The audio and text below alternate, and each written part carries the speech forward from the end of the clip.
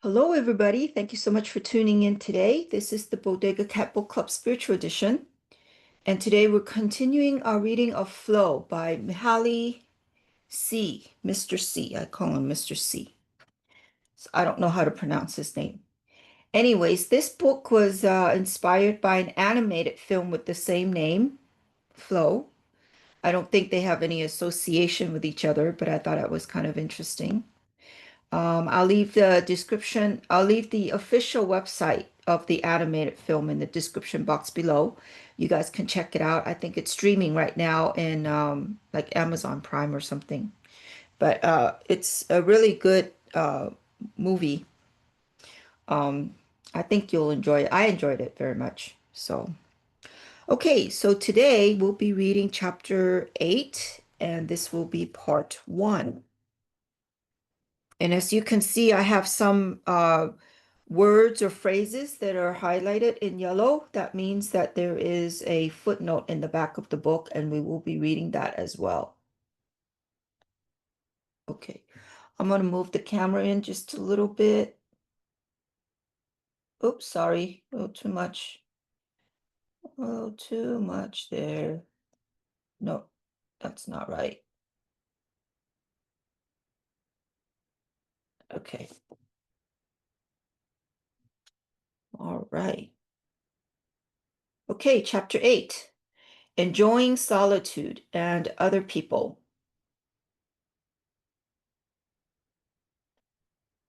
Studies on flow have demonstrated repeatedly that more than anything else, the quality of life depends on two factors: how we experience work and our relations with other people. The most detailed information about who we are as individuals comes from those we communicate with and from the way we accomplish our jobs. Our self is largely defined by what happens in those two contexts, as Freud recognized in his prescription of, quote, love and work for happiness. The last chapter reviewed some of the flow potentials of work. Here we will explore relationships with families and friends to determine how they can become the source of enjoyable experiences. Whether we are in the company of other people or not makes a, excuse me, I just burped. Let's try that again. Whether we are in the company of other people or not makes a great difference in the quality of experience. We are biologically programmed to find other human beings the most important objects in the world because they can make life either very interesting and fulfilling or utterly miserable. How we manage relationships with them makes an enormous difference to our happiness. If we learn to make our relations with others more like flow experiences, our quality of life as a whole is going to be much improved. On the other hand, we also value privacy and often wish to be left alone. Yet it frequently turns out that as soon as we begin to grow depressed. Um, not not always. Some people find like me, I'm an introvert. I find I get I don't want to say energized, but um I don't get depressed. I mean, I like being alone. I can go all day without talking. In fact, that's one of my partner's complaints. I don't talk enough. Sorry, little squirrel there. It is typical for people in this situation to feel lonely, to feel that there is no challenge, there is nothing to do. There's always stuff to do. There's never enough time for the day for me to do everything. For some, solitude brings about in milder form the disorienting symptoms of sensory deprivation. It might be true for some people, but I don't think that's entirely true statement. But yet, unless one learns to tolerate and even enjoy being alone, it is very difficult to accomplish any task that requires undivided concentration.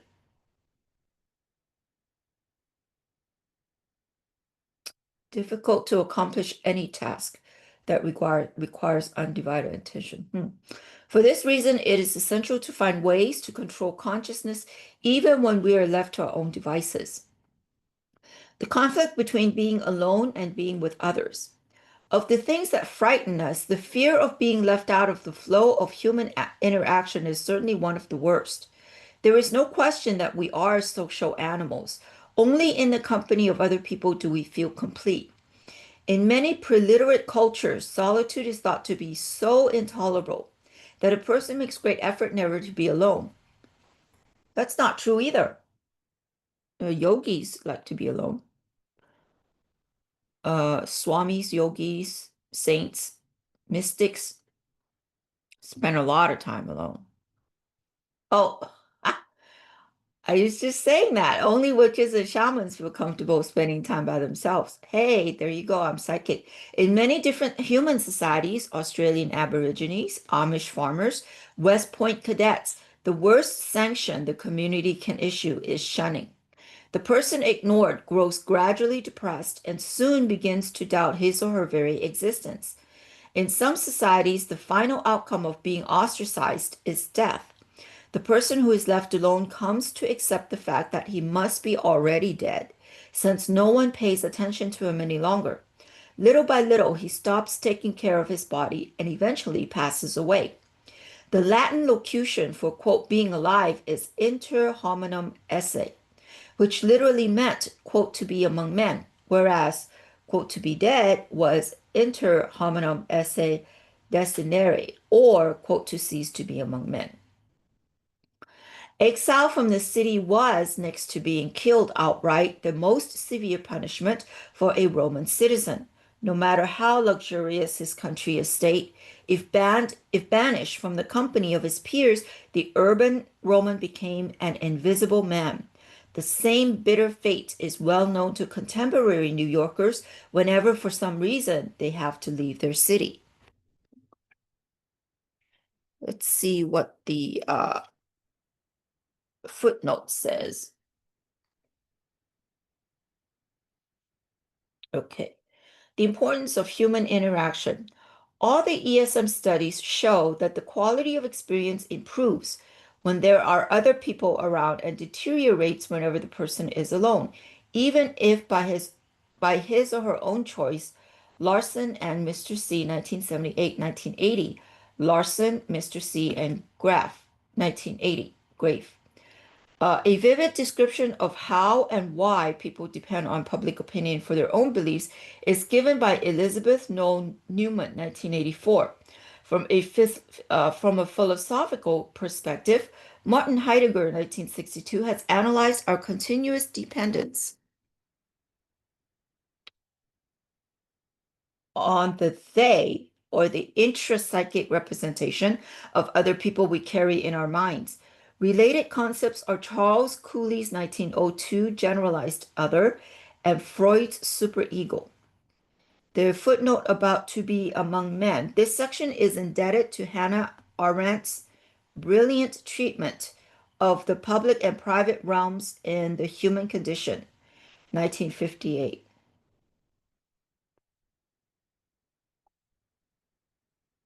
Okay.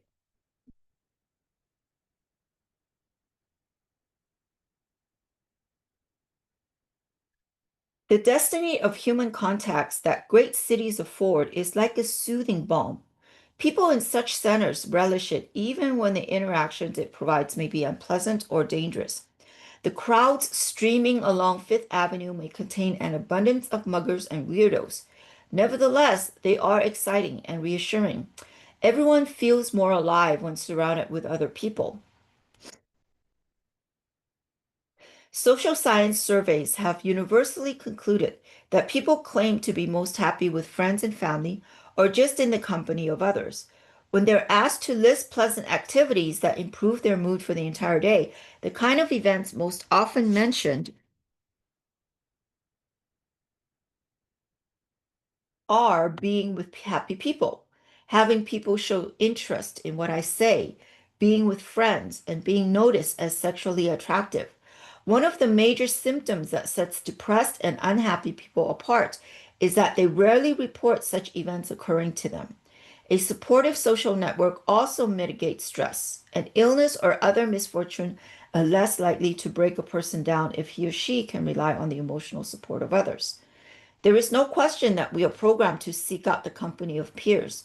It is likely that sooner or later, behavioral geneticists will find in our chromosomes the chemical instructions that make us feel so uncomfortable whenever we happen to be alone.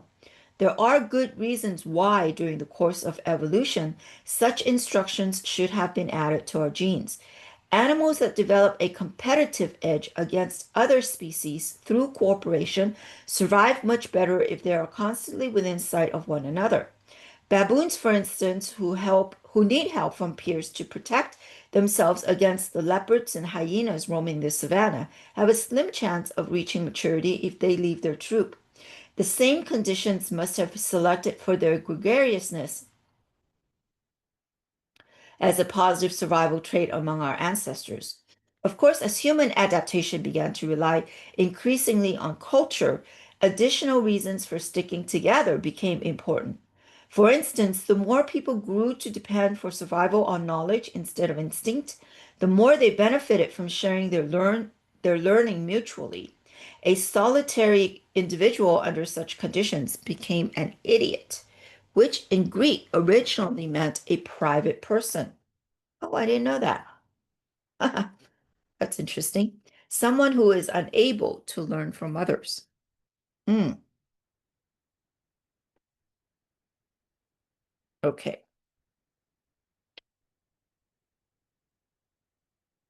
The footnote about the company of others. Here again, we refer to the findings of the ESM studies mentioned in the last note.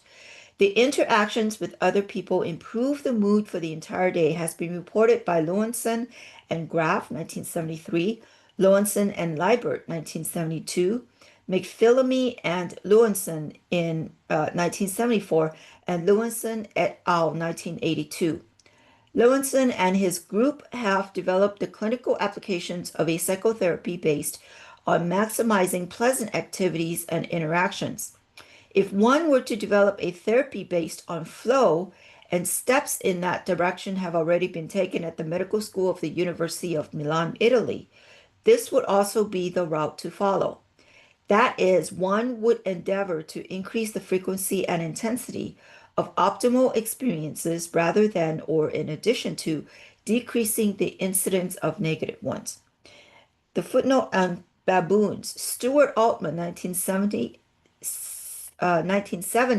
and Gene Altman, 1970-1980, know more about social relations among these primates than possibly anyone else. Their work indicates that the role of sociability for ensuring survival in such primates gives a good clue as to how and why human social instincts evolved.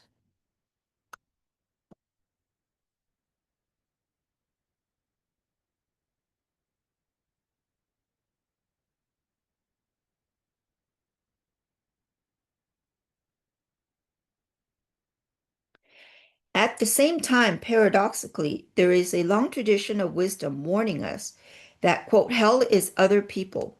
The Hindu sage and the Christian hermit sought peace away from the madding crowd. And when we examine the most negative experiences in the life of average people, we find the other side of the glittering coin of gregariousness.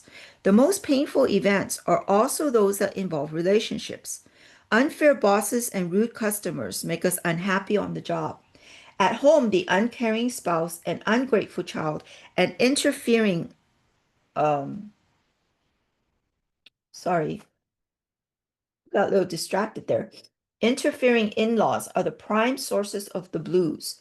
How is it possible to reconcile the fact that people cause both the best and the worst of times? This apparent contradiction is actually not that difficult to resolve. Like anything else that really matters, relationships make us extremely happy when they go well and very depressed when they don't work out. People are the most flexible, uh, people are the most flexible, the most changeable aspect of the environment we have to deal with. The same person can make the morning wonderful and the evening miserable.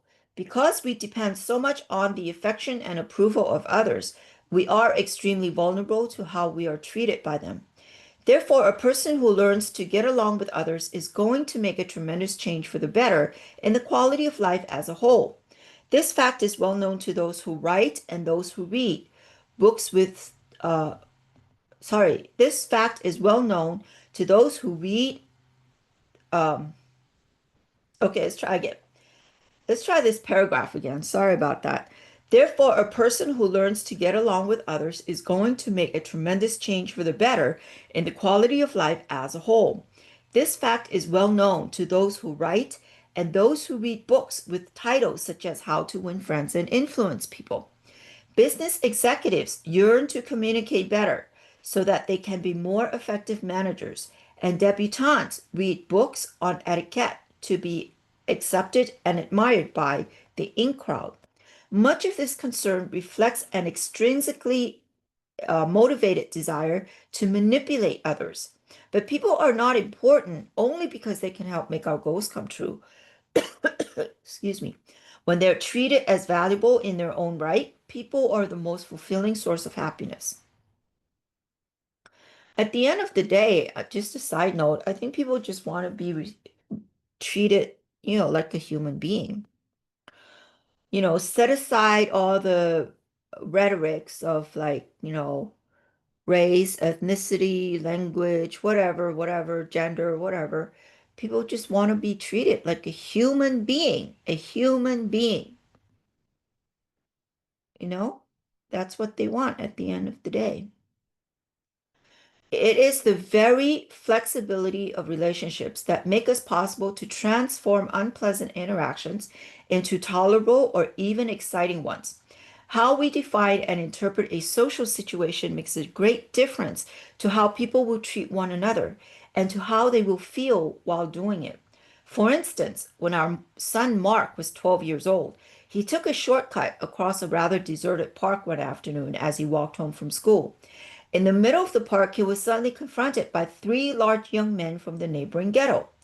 Don't make a move or he'll shoot you, one of them said, nodding toward the third man who had his gun in his pocket. The three took away everything Mark had: time, some change, and a worn Timex. Now keep on going. Don't run. Don't even turn around. Okay, let's read about the other footnote. Ah, okay. Footnote on people are flexible. It was Patrick Meyer's doctoral dissertation, 1978, which utilized the experience sampling method for gathering data that first alerted us to the fact that teenagers listed interactions with their friends as both the most enjoyable and also the most anxiety-producing and boring experiences in their day. This usually did not happen with other categories or of activities, which were in general either always boring or always enjoyable. Since then, the finding has been replicated with adults also. The footnote about communication. The realization of how important communication skills are for effective management was suggested by the idea collected in the Vail program. See note to page 160. For middle managers especially, better communication is the number one strength they wish to develop.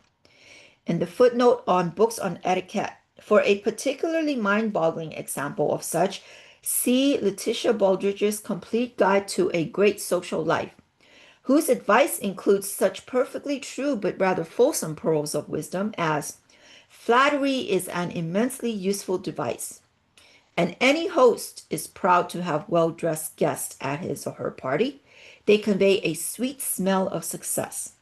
Compare this last quote with Samuel Johnson's remark recorded in Boswell's Life, March 27, 1776.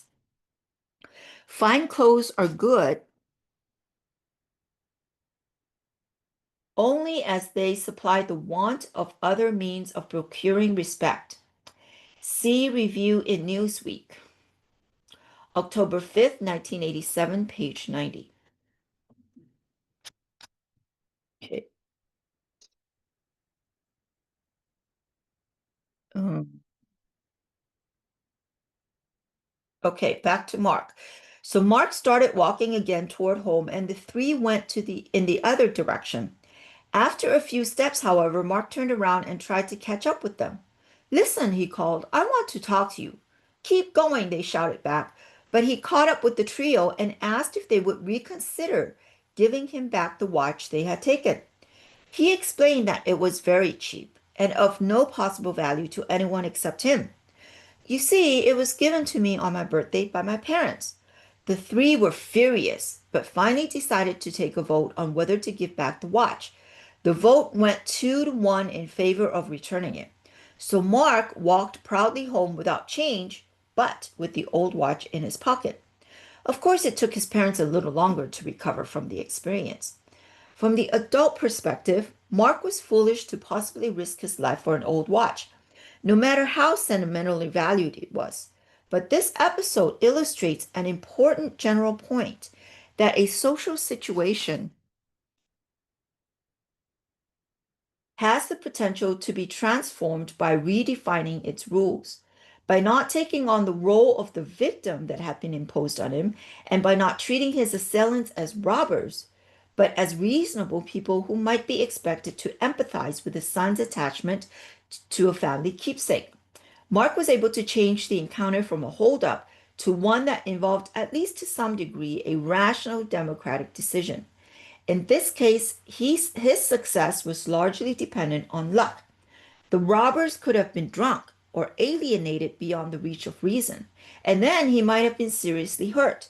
But the point is still valid. Human relations are malleable, and if a person has the appropriate skills, the rules can be transformed. But before considering in more depth how relationships can be reshaped to provide optimal experiences, it is necessary to take a detour through the realms of solitude. Only after understanding a bit better how being alone affects the mind can we see more clearly how companionship is so indispensable to well being. The average adult spends about 1/3 of his or her waking time alone, yet we know very little about this huge slice of our lives, except that we heartily dislike it. Okay, let's read about malleable.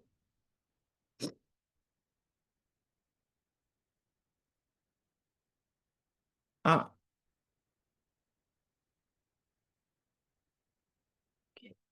Human relations are malleable. This has been one of the basic tenets of symbolic interactionism in sociology and anthropology. See Goffman 1969, 1974, Settles 1972. It also underlies the systems approach to family therapy. E.G. Jackson 1957, Batesman 1978, Bowman 1978, and Hoffman 1981.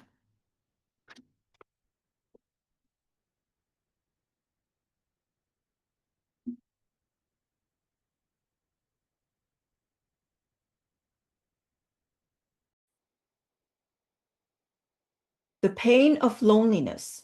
Most people feel a nearly intolerable sense of emptiness when they are alone, especially with nothing specific to do.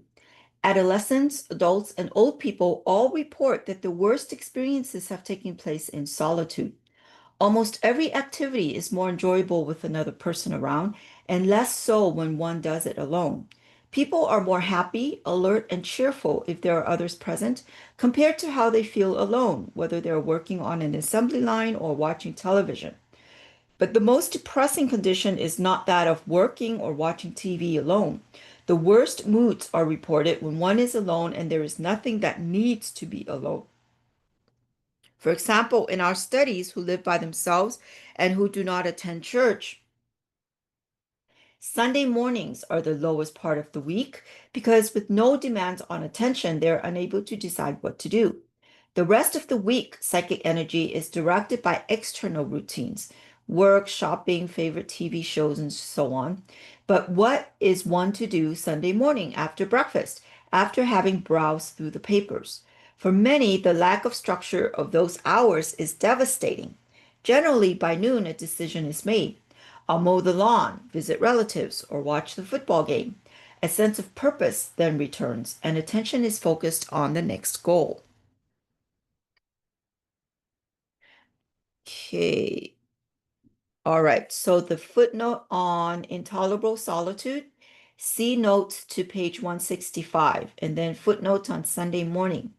That people tended to have an unusual number of nervous breakdowns on Sunday mornings was already noted by psychoanalysis in turn of the century Vienna, see Ferenczi 1950. They, however, attributed the fact to more complicated causes than the ones we are postulating here.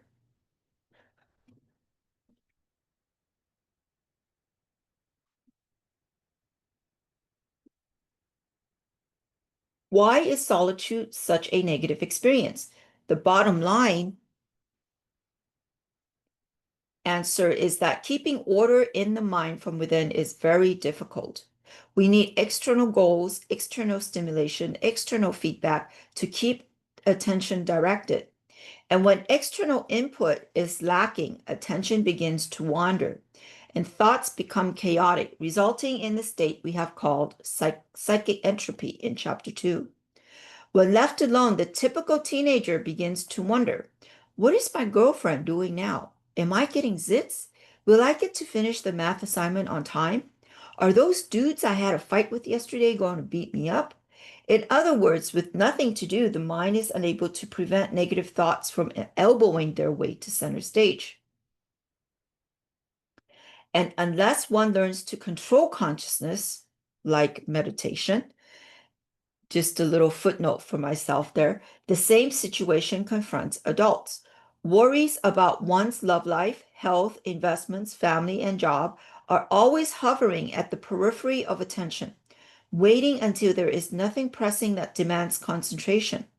As soon as the mind is ready to relax, zap, the potential problems that are waiting in the wings take over. It is for this reason that television proves such a boon to so many people.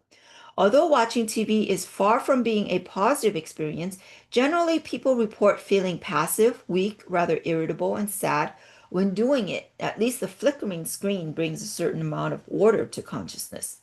The predictable plots, similar characters, and even the redundant commercials provide a reassuring pattern of stimulation. The screen invites attention to itself as a manageable, restricted aspect of the environment.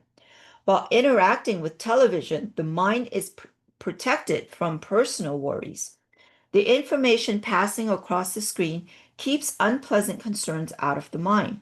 Of course, avoiding depression this way is rather spendthrift because one expends a great deal of attention without having much to show for it afterward. Okay. And let's read about the footnote on TV watching. The literature on television viewing is so enormous that even a short summary would probably be too long. A reasonably complete review is given in Kubi and Mr. C in Press. Given the scale of the phenomenon and its social and economic implications, it is very difficult to maintain scientific objectivity when dealing with television. Some researchers stoutly defend it, claiming that viewers are perfectly able to use television for their own purposes and turn viewing to their advantage, while others interpret the data to show that it makes the viewers passive and discontented. Needless to say, this writer belongs to the second faction.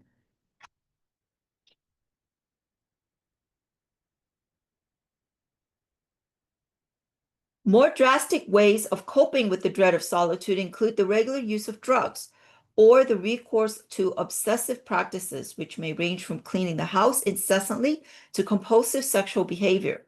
While under the influence of chemicals, the self is relieved from the responsibility of directing its psychic energy. We can sit back and watch the patterns of thought that the drug is providing for. Whatever happens, it's out of our hands. And like television, the drug keeps the mind from having to face depressing thoughts.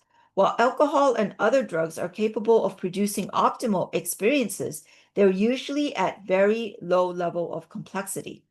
Unless consumed in highly skilled ritual contexts, as is practiced in many traditional societies, what drugs in fact do, what drugs in fact do is reduce our perception of both what can be accomplished and what we as individuals are able to accomplish until the two are in balance. This is a pleasant state of affairs, but it is only a misleading stimulation of the enjoyment that comes from increasing opportunities for actions and the abilities to act. Some people will disagree strongly with this description of how drugs affect the mind. After all, for the past quarter century, we have been told with increasing confidence that drugs are consciousness expanding and that using them enhances creativity. But the evidence suggests that while chemicals do alter the content and the organization of consciousness, they do not expand or increase the self's control over its function. Yet to accomplish anything creative, one must achieve just such control. Therefore, while psychotropic drugs do provide a wider variety of mental experiences than one would encounter under normal sensory conditions, they do so without adding to our ability to order them effectively.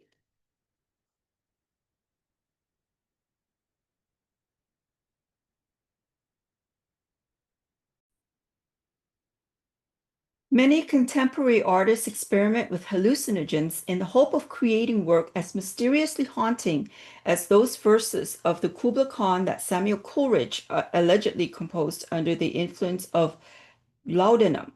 Sooner or later, however, they realize that the composition of any work of art requires a sober mind. Work that is carried out under the influence of drugs lacks the complexity we expect from good art. It tends to be obvious and self-indulgent. A chemically altered consciousness may bring forth unusual images, thoughts, and feelings that later, when clarity returns, the artist can use. The danger is that in becoming dependent on chemicals for patterning the mind, he risks losing the ability to control it by himself.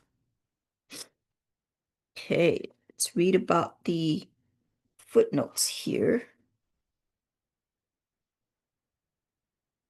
The conclusion that drugs are not consciousness expanding is based on interviews with about 200 artists whom our team has been studying for the past 25 years. C. Getzels and Mr. C, 1965-1976, Mr. C, Getzels, and Kahn, 1984. Although artists have a tendency to glorify drug-induced experiences, I have yet to hear of a creative work, or at least one that the artist himself thought was a good one, produced entirely under the influence of drugs. And the footnote for Coleridge and Kubla Khan. One of the most often quoted examples of how drugs help creativity is Coleridge's claim that he wrote Kubla Khan in a flash of inspiration caused by the ingestion of laudanum or opium. But Schneider, 1953, has cast serious doubts on this story, presenting documentary evidence that Coleridge wrote several drafts of the poem and made up the opium story to appeal to the romantic tastes of early 19th century readers. Presumably, if he had lived now, he would have done the same. Oh, I didn't know that opium had another. I didn't know that laudanum was another word for opium. I learn something new every day. Okay. Um, okay, I want to make sure I don't miss anything here. Okay. Much of what passes for sexuality is also just a way of imposing an external order on our thoughts, of killing time without having to confront the perils of solitude. Not surprisingly, watching TV and having sex can become roughly interchangeable activities.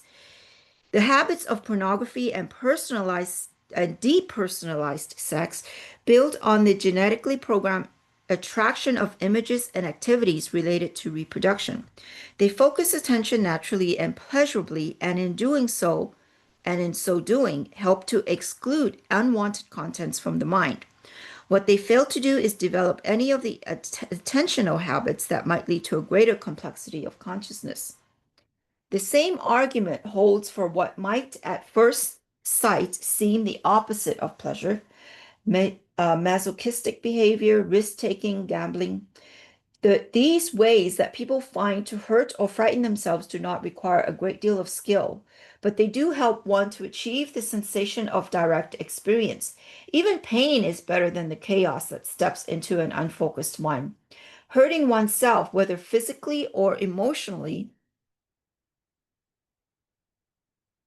ensures that attention can be focused on something that, although painful, is at least controllable, since we are the ones causing it. The ultimate test for the ability to control the quality or experience is what a person does in solitude, with no external demands to give structure to attention. It is relatively easy to become involved with a job, to enjoy the company of friends, to be entertained in a theater or at a concert. But what happens when we are left to our own devices? Alone when the dark night of the soul descends, are we forced into frantic attempts to distract the mind from its coming? Or are we able to take on activities that are not only enjoyable but make the self grow? To fill free time with activities that require concentration, that increase skills, that lead to a development of the self, is not the same as killing time by watching television or taking recreational drugs. Although both strategies might be seen as different ways of coping with the same threat of chaos. As defenses against ontological anxiety, the former leads to growth while the latter merely serves to keep the mind from unraveling. A person who rarely gets bored, who does not constantly need a favorable external environment to enjoy the moment, has passed the test for having achieved a creative life. Learning to use time alone instead of escaping from it is especially important in our early years. Teenagers who can't bear solitude disqualify themselves from later carrying out adult tasks that require serious mental preparation. A typical scenario familiar to many parents involves a teenager who comes back from school, drops the books in his bedroom, and after taking a snack from the refrigerator, immediately heads for the phone to get in touch with his friends. If there is nothing going on there, he will turn on the stereo or the TV. If by any chance he is tempted to open a book, the resolve is unlikely to last long. To study means to concentrate on difficult patterns of information, and sooner or later, even the most disciplined mind drifts away from the relentless templates on the page to pursue more pleasant thoughts. But it is difficult to summon up pleasant thoughts at will. Instead, one's mind typically is besieged by the usual visitors, the shadowy phantoms that intrude on the unstructured mind. The teenager begins to worry about his looks, his popularity, his chances in life. To repel these intrusions, he must find something else to occupy his consciousness. Studying won't do because it is too difficult. The, the adolescent is ready to do almost anything to take his mind off this situation, provided it provided it does not take too much psychic energy. This usual solution is to turn back to the familiar routine of music, TV, or a friend with whom to while the time away. With whom to while the time away.